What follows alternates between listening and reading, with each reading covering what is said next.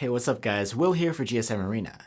Motorola's Moto One mid-rangers each bring something different to the table. There was the One Action and the One Vision, and now we have the Moto One Zoom, which brings you 3 times lossless zoom.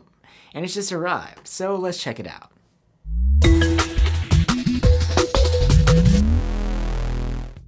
Let's open up this box. It has a lovely purple color.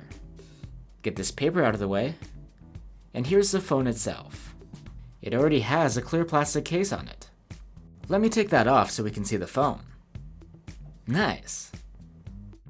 Oh, and here's the case by itself if you wanted to look at it. Under here is some paperwork, the SIM ejector tool, and some 3.5mm earbuds. Next is the 18-watt fast charger. We'll have to see how fast it really is. And finally, here's the USB-C cable. So now that we have the Moto One Zoom in our hands, let's go over its key features.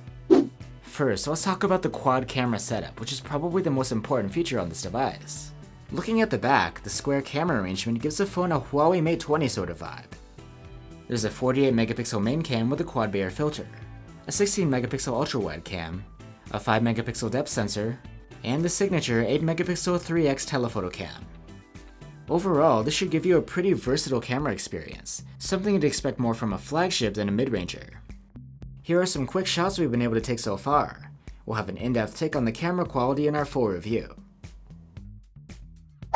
Next is the build quality. It feels pretty nice, hefty, and premium.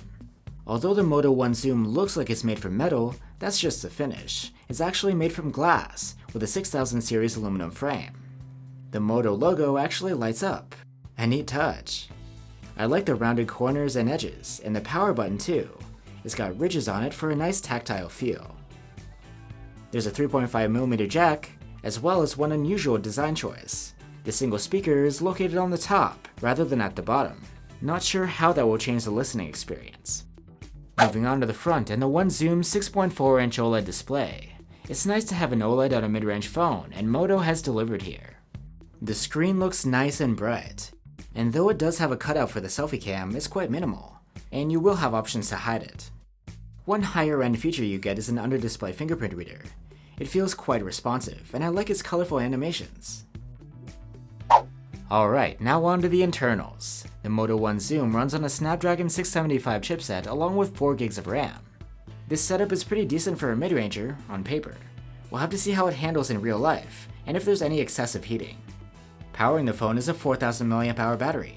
I would say from its size that we should expect good battery life, but based on Moto's other recent phones, it might not be. We'll run our tests and let you know. And finally, stock Android. Unlike many manufacturers, Motorola delivers a stock Android experience rather than a custom UI. This should give you a snappier, bloat-free experience. Though if you are all about those custom features, this may not be the interface for you. The features Moto does provide can be found within a special hub, and include a bunch of custom gestures, and some screen interaction settings. So there you have it guys, the Moto One Zoom looks like it's shaping up to be a nice upper mid-range phone with some premium features and some nice camera options, but for around 400 euros, I really hope its battery life is better than its Moto One siblings. What do you guys think?